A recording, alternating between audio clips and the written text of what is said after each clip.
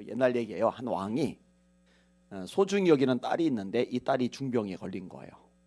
그래서 이제 공고를 붙여놨어요. 이 딸의 병을 낫게 해주는 사람에게 내가 이 딸을 주고 부마로 삼겠다. 왕의 사위로 삼겠다. 근데 이제 멀리 떨어진 곳에 삼형제가 살고 있었대요. 근데 삼형제는 보물을 각자 하나씩 가지고 있었는데 큰 아들이 가지고 있는 보물은 아무리 멀리 있는 것도 볼 수 있는 천리경.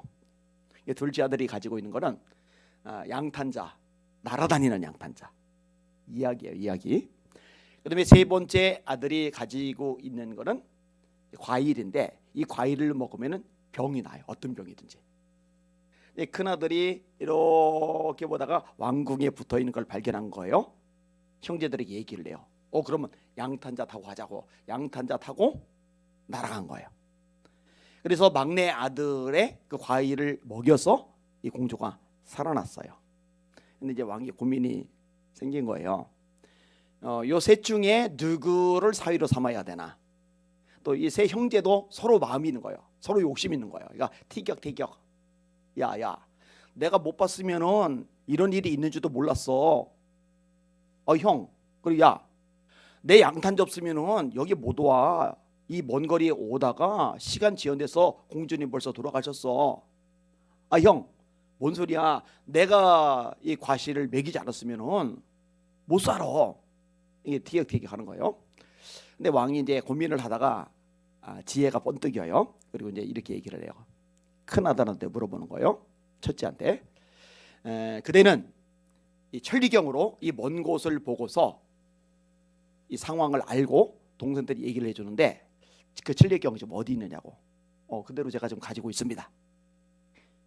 그렇구나. 둘째, 그대는 양탄자에다가 사람을 태워서 여기까지 날아왔는데 그 양탄자는 어디지? 제가 그대로 가지고 있습니다. 근데 집에 돌아갈 때도 이 양탄자를 타고 돌아갈 겁니다. 그다음에 셋째 아들이 과실을 줬잖아요. 그 과실 어디 있나 했더니 공주님이 다 드셔서 없는데요. 그래서 이제 셋째 아들을 사위로 삼았다라는 이야기예요. 이 얘기의 요점은 뭐냐? 셋 다 귀한 일을 했지만은 누가 희생을 했느냐는 거예요. 첫째는 희생된 게 없어요, 사실은. 이 둘째도 희생된 게 없어요. 셋째는 그 소중한 것이 사라져 버렸어요. 이 희생한 것이 그만큼 가치가 있다라는 얘기입니다. 예수님의 십자가의 죽음이 왜 의미를 지니는 거예요? 예수님의 희생으로 우리가 죄사함을 받아 하나님의 아들과 딸이 되는 자격을 얻게 되었기 때문입니다.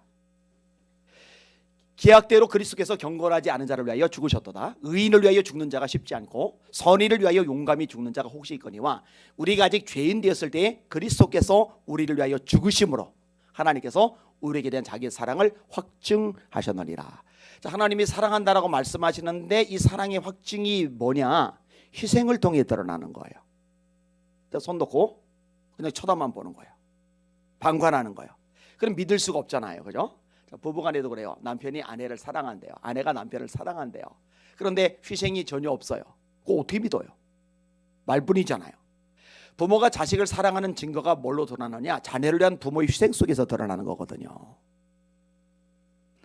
오늘 본문에 아브라함의 희생, 자기 아들을 바치는 희생이죠. 이거는 신앙의 산 모습입니다. 자, 오늘 본문 앞부분에 보면 하나님의 아브라함을 시험하세요. 1절과 2절. 그 일을 위해 하나님이 아브라함을 시험하시려고 그를 부르시되 아브라함아 하시니 그가 이르되 내가 여기 있나이다. 여호와께서 이르시되 네 아들 네 사랑하는 독자 이삭을 데리고 모리아 땅으로 가서 내가 네게 일러준 한 산 거기서 그를 번제로 드리라. 전에도 이제 몇 차례 언급했지만은 다시 정리할게요. 하나님이 시험을 하실 때 그 시험은 테스트입니다. 우리 신앙을 점검하시는 거예요. 그리고 복을 주시려는 거예요. 마귀가 우리를 시험할 때 그 시험은 템프테이션입니다. 우리를 넘어뜨리는 거예요. 그래서 유혹이란 말로 변형돼서 해석이 되는 겁니다. 그래서 성경을 보면 좀 헷갈릴 수가 있는데 우리말로 다 시험이라고 해놓으니까 하나님이 아브라함을 시험한다라고 말씀하셨는데 야고보서에 보면은 하나님은 악에게 시험을 받지 아니하시고 친히 아무도 시험하지 아니하시느니라. 오직 각 사람이 시험을 받는 것은 자기 욕심에 끌려 미혹됨이니 욕심이 잉태한즉 죄를 낳고 죄가 장성한즉 사망을 낳느니라. 아니 여기는 시험한다고 되는데 야고보서에서는 시험을 안 하신다. 사람이 시험을 받을 때 내가 하나님께 시험 받는다 하지 말아라. 하나님 시험하지 않으셔. 이 성경이 모순이 아니냐? 아니요. 단어가 달라요. 우리말로 둘 다 시험으로 번역을 해서 그런 거예요. 다시 말합니다. 하나님이 시험하시는 시험은 우리에게 복을 주시기 위한 시험이고, 마귀가 우리를 시험하는 시험은 우리를 잡아뜨리기 위해서, 망하게 하기 위해서 가져다 주는 시험이에요. 마귀가 주는 시험은 물리치시길 바랍니다. 하나님이 주시는 시험은 합격하시길 바랍니다. 이렇게 구분을 하시면 돼요. 하나님이 아브라함을 시험하시는 거예요. 복을 주시려고. 자, 독자 이삭을 하나님이 지시하는 땅에 데리고 가서 어딘지 아직 안 말해요. 이게 모리아 땅입니다. 이 땅이 어디냐? 전염병이 돌 때 다윗이 아라우나이 타작 마당에서 하나님 앞에 제사를 드리고, 이 제사를 받으신 하나님이 전염병을 중단시키세요. 그 아라우나이 타작 마당, 여기가 어디냐? 솔로몬이 성전을 지은 곳. 이제 다 연결이 돼요. 아브라함이 이삭을 드리는 곳, 아라우나이 타작 마당, 그 제사를 통해서 전염병이 그친 곳, 솔로몬이 성전을 지은 곳. 뭐 그 이후로도 의미가 있는데 이 정도까지만 할게요. 아브라함이 아침에 일찍이 나귀 안장 지우고 두 종과 아들 이삭 데리고 번제쓸 나무를 쪼개어 가지고 떠났다. 3절이죠. 하나님이 자기에게 일러주신 곳으로 갔다. 그리고 종들을 밑에 남겨두고 이삭만 데리고 산으로 올라가요. 그리고 이삭을 결박해요. 그리고 이삭을 잡으려 해요. 그리고 아까 같이 읽은 오늘 본문이 시작이 되는 거예요. 잡으려고 할 때. 11절 12절 같이 읽습니다. 시작. 여호와의 사자가 하늘에서부터 그를 불러 이르시되 아브라함아 아브라함 하시는지라. 아브라함이 이르되 내가 여기 있나이다매. 사자가 이르시되 그 아이에게 네 손을 대지 말라. 그에게 아무 일도 하지 말라. 내가 네 아들 네 독자까지도 내게 아끼지 아니하였으니 내가 이제야 네가 하나님을 경외하는 줄을 아노라. 그 여호와의 사자라는 용어가 나오는데 이 용어에 대해서도 새벽에 제가 설명을 해드렸던 적이 있어요. 성경에 종종 여호와의 사자가 등장을 하는데 이게 천사하고 좀 다른 차원이에요. 오늘 본문에도 여호와의 사자가 아브라함을 중단시켰잖아요. 그리고 이제 뭐라고 얘기하시느냐? 네가 이제야 나를 경외하는 줄을 알았다. 여러분, 천사는 감히 이런 말 못합니다. 천사가 중단시키는 것까지는 가능해요. 근데 아브라함 보고 네가 이제야 나를 경외하는 줄 알았다. 어떻게 천사가 감히 그런 소리를 해요? 이 경외는 하나님이 받으시는 거예요. 하나님이. 자, 이거는 이제 기도원 때도 마찬가지고요. 삼손의 아버지 마노아 때도 마찬가지예요. 자, 마노아 때 얘기를 할게요. 여호와의 사자가 삼손의 아버지에게 나타났어요. 근데 여호와의 사자인 줄 몰라요. 그래서 좀 드리려고 고기를 준비해서 반석에다 올려놨는데 지팡이를 대니까 이게 타고 갑자기 여호와의 사자가 안 나타나요. 그제서야 여호와의 사자인 줄 깨닫고 나서 이 마노아가 절규를 합니다. 나 이제 죽었다. 하나님의 사자를 봤다. 난 이제 죽었다. 여러분, 천사를 보고 나서는요 그런 반응 절대로 보이지 않습니다. 그 여호와의 사자는 하나님을 의미한다고 보시면 돼요. 그래서 엄밀히 말하면 성육신 이전의 그리스도라고 여러분 이해를 하시면 거의 정확합니다. 100% 다 그러지는 않아요. 근데 대다수가 그렇게 이해를 하시면 정확합니다. 오늘 본문도 역시 마찬가지죠. 여러분, 지금 이 아브라함이 이삭을 하나님 앞에 드리는 이 장면을 보신 다음에 하나님 하신 말씀이에요. 네가 이제야 나를 경외하는 줄을 알았다. 자, 하나님을 경외한다는 말, 하나님을 사랑한다는 말. 이 말은 입술로는 얼마든지 쉽게 가능하지만은 하나님이 너 정말 나를 사랑하는구나, 너 정말 나를 경외하고 있구나 라고 인정하시는 차원은 달라요. 주님을 위해서 얼마나 대가를 지불하느냐. 예수님의 방식으로 말씀을 드리면 제자됨이죠. 제자됨. 따라오는 무리들, 그들은 예수님을 따라다니느라고 지금 생업종사를 못해요. 예수님을 따라다니느라고 지금 볼일을 보고 사람 만나고 이게 안 돼요. 때때로는 예수님을 따라다니다가 배고파서 예수님이 걱정도 하시잖아요. 길에서 기진할까 하노니 그냥 돌려보내지 못하겠다. 이렇게 헌신적으로 따라다니는 무리들 와서 1시간 예배드리고 돌아가는 게 아니라 예수님을 계속 따라다니는 거예요. 그러면 얼마나 대단해요. 얼마나 훌륭해요. 근데 그들 보고 예수님이 칭찬하시면서 너 훌륭하다, 열심히 탁월하다 이렇게 말씀하시는 게 아니에요.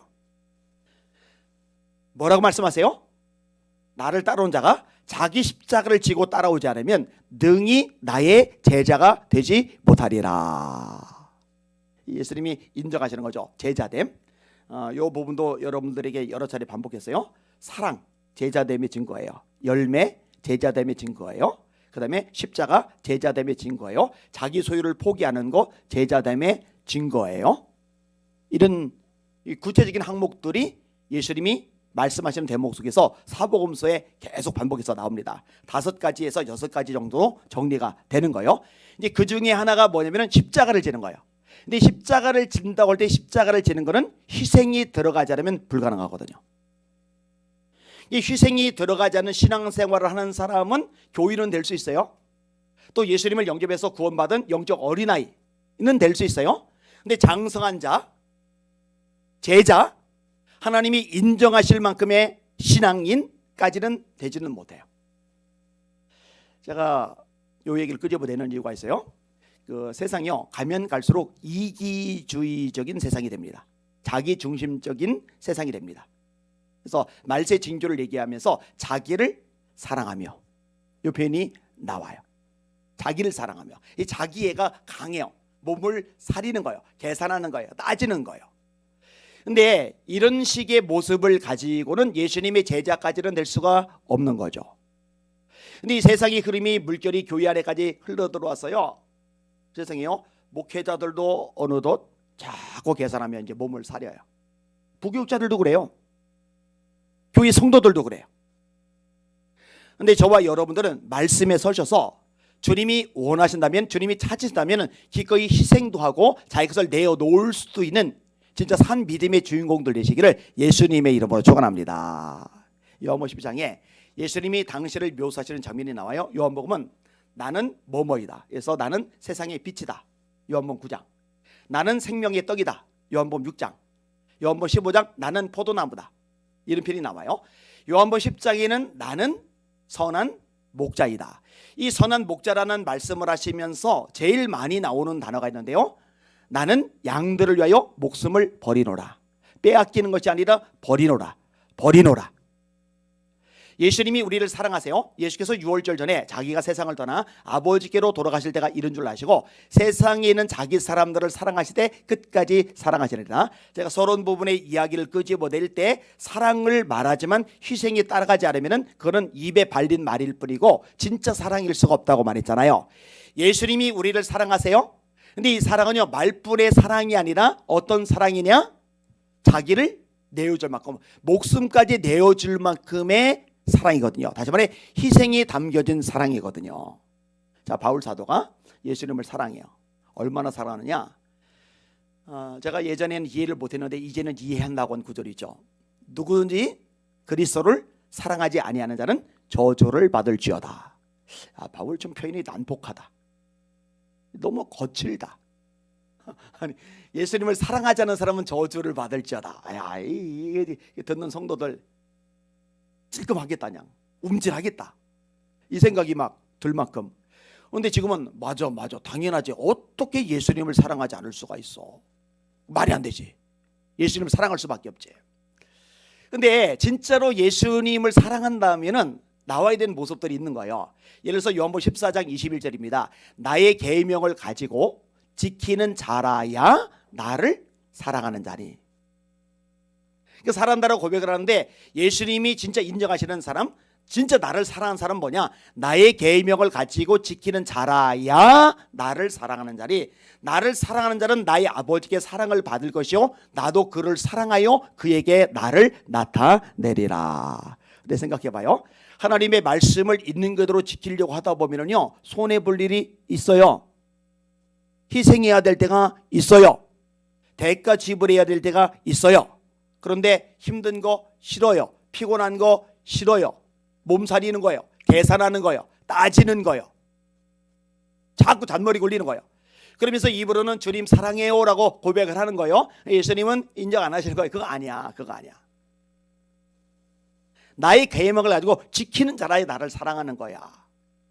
그리고 주님의 계명, 주님의 말씀을 따르다 보면은 희생은 기본으로 깔릴 수밖에 없는 거죠. 자, 바울 사도 얘기를 그저버리는데 주님을 뜨겁게 사랑하잖아요. 그러니까요 대가 지불이 확실해요. 희생이 너무 자연스럽게 이루어져요. 그러나 내게 유익하던 것을 다 해로 여길 뿐더러 또한 모든 것을 해로 여기면 내 주 그리스도 예수를 아는 지식이 가장 고상하기 때문이다. 내가 그를 위하여 예수를 위하여 모든 것을 잃어버리고, 자, 예수님을 위해서 잃어버리는 게 뭐예요? 이게 희생이죠.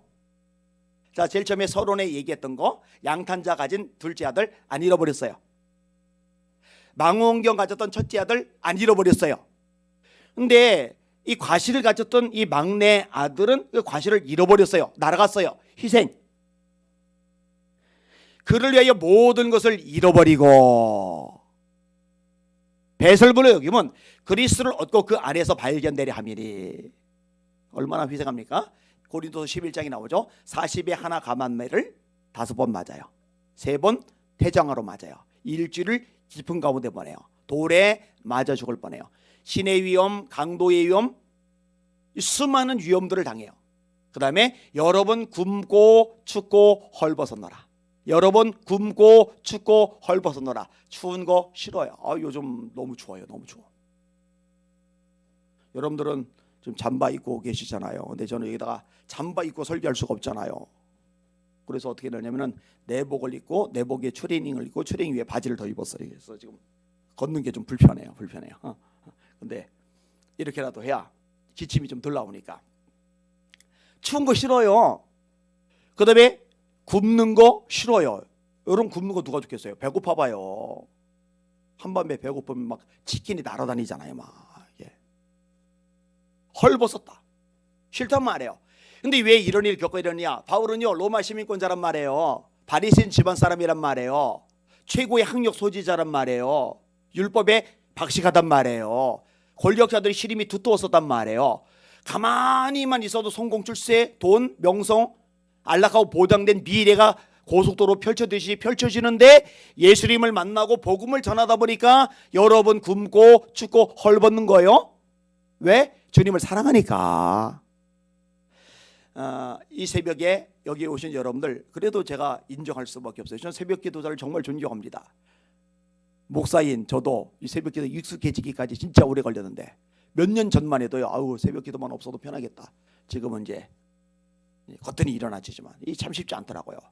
근데 주일을 가르고 어둠에 치고 졸린 눈 비비면서 이렇게 나오는 거 참 귀하지만 여기서 더 나가서 주님이 원하신다면은, 주님의 교회를 위해서라면, 몸된 교회를 위해서라면, 또 주님의 이름과 영광을 위해서라면은 기꺼이 희생도 할 수 있는, 어떤 대가도 지불할 수 있는 저와 여러분들이 신앙 수준이 되시기를 예수님의 이름으로 축원합니다.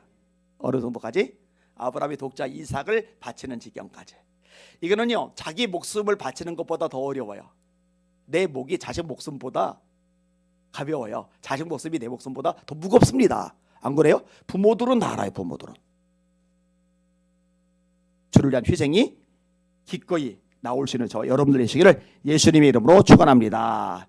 오늘 설교의 제목이에요. 따라합시다. 희생하는 것이 진짜 신앙이다. 아멘. 그대로 손 드시고 합심하게 같이 한번 기도합시다.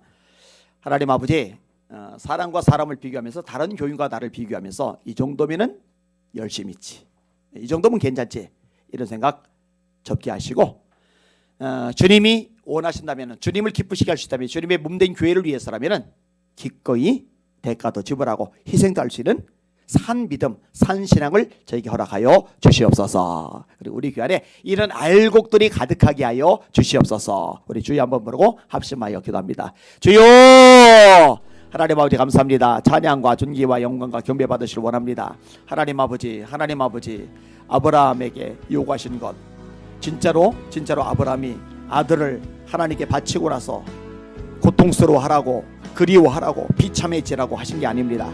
아브라함을 시험하시려고 하신 겁니다. 하나님, 때때로 하나님께서 우리에게 뭔가 요구하실 때, 뭔가 말씀하실 때 우리를 비참하게 하시려고, 우리를 가난하게 하시려고, 우리를 형편없이 밑바닥에 굴러 떨어지게 하려고 하시는 게 아닙니다. 우리를 점검하시는 차원입니다. 우리의 신앙을 테스트하시는 차원입니다. 하나님, 이렇게 아브라함을 시험할 때 아브라함이 믿음의 승리를 거두고 시험을 합격하고 하나님께 인정을 받았듯이 우리 살아가는 성도들도 하나님의 시험을 통과하게 하소서, 합격하게 하소서, 인정받는 신앙, 살아있는 신앙이 되게 하여 주시옵소서.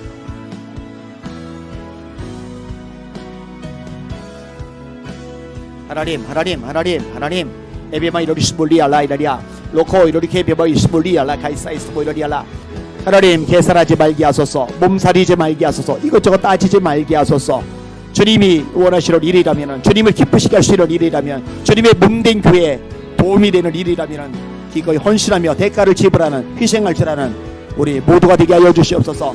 하나님 저를 잡아 주옵소서. 깨부리지 않게 하여 주시옵소서. 안주하지 않게 하여 주시옵소서.